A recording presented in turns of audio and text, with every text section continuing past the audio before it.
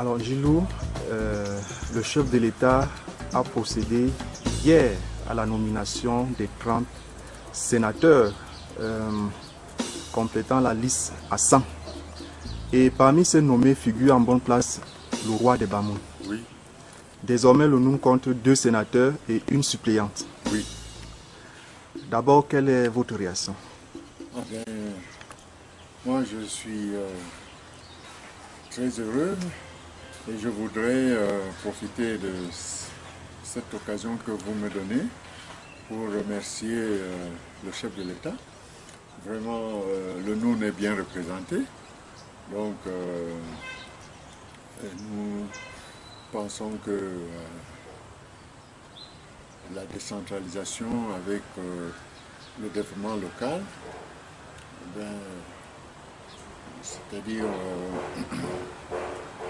les collectivités locales pourront bénéficier, n'est-ce pas, de la présence des ces hauts dignitaires, n'est-ce pas, au Sénat.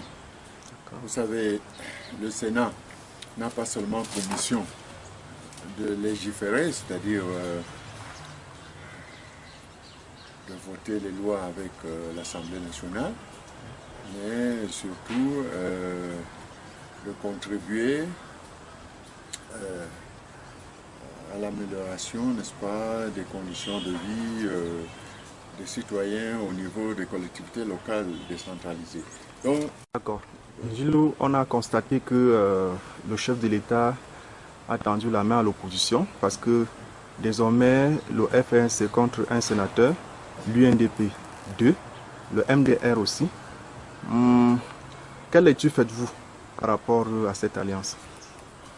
Mais vous savez, il faut qu'il y ait la paix, la main tendue. Moi, je trouve que c'est bien. Le pouvoir, c'est le partage. Le pouvoir, c'est le partage. Et en partageant le pouvoir à ces différents partis politiques,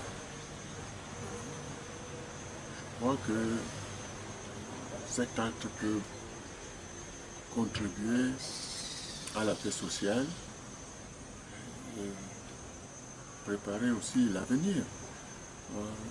Moi, j'ai toujours condamné la politique d'exclusion. C'est bien. D'ailleurs, je crois que Mitterrand avait très bien compris. Il faut être à l'intérieur du système.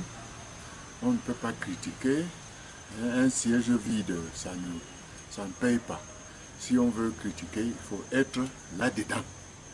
Donc... Gilou, j'ai envie de demander quel est le rôle même du Sénat? Le rôle du Sénat. Ouais. Bon, vous savez, le Parlement est constitué de 2 chambres.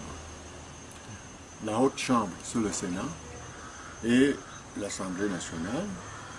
Donc, lorsqu'il y a un projet de loi, c'est-à-dire que le gouvernement initie une loi, un projet de loi, on dépose ça au niveau de l'Assemblée nationale. L'Assemblée va examiner, et puis le Sénat est là aussi pour donner son avis. C'est comme un député peut aussi faire une proposition de loi. Et cette proposition, bon, une fois que c'est discuté au niveau de l'Assemblée nationale, cette proposition de loi peut aller au Sénat pour avis. Donc, je crois que le Sénat est là pour, quand on dit la chambre haute, bon, le Sénat apporte son expérience, étant donné que le Sénat est composé de ceux-là même, des leaders naturels, comme je venais de dire, qui émanent de la société. Vous voyez, il y a beaucoup de notables là-bas, n'est-ce pas?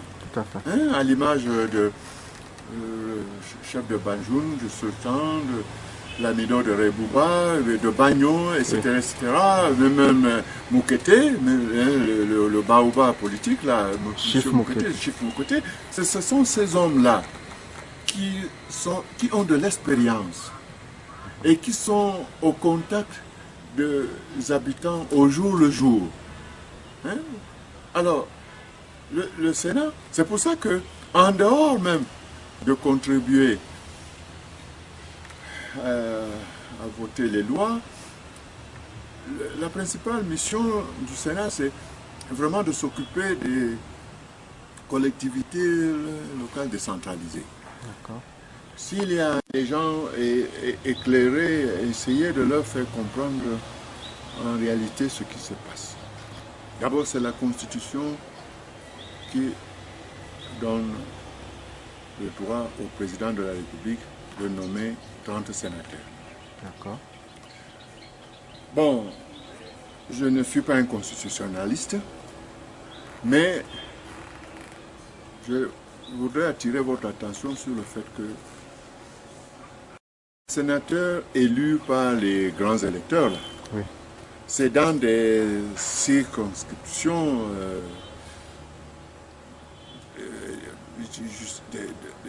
c'est au niveau des circonscriptions. Par exemple, l'Ouest, Au niveau de chaque département. Au niveau de chaque département, donc chaque circonscription avait ses candidats et ses grands électeurs. Tout à fait. N'est-ce pas? Oui. Il en est de même pour les députés. C'est toujours une circonscription, Oui. un départemental. Oui, tout à fait. Bon. Or, le président de la République, il est élu par un département ou une région ou bien par l'ensemble du triangle national. L'ensemble du triangle. L'ensemble du triangle national. Oui. Alors, donc, le président de la République, élu par tous les Camerounais, oui, c'est différent d'un sénateur ou d'un député. S'il fallait mettre sur une balance, le président de la République est plutôt l'équivalent du Parlement, pour qu'il y ait l'équilibre. Oui. C'est-à-dire que les deux chambres réunies, puisque avec les 100 sénateurs et tous les députés réunis, oui, alors on dit voilà le Parlement, oui, voilà le président de la République, oui, et l'aiguille serait en équilibre. Alors, cette grande souveraineté que les Camerounais donnent au président, oui, cette souveraineté, c'est ça qu'ils partagent. Vous comprenez? Qu'ils partagent en nommant, selon la Constitution, les sénateurs. Très bien. Ils ont le même,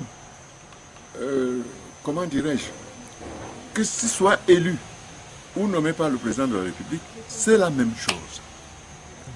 Donc, il ne faut pas croire que ceux qui ne sont pas élus ne sont pas des sénateurs ou ceux qui sont élus par la circonscription, n'est-ce pas, sont des élus de la nation. Non, ils ont les mêmes prérogatives, ils ont les mêmes droits, parce que c'est le grand souverain,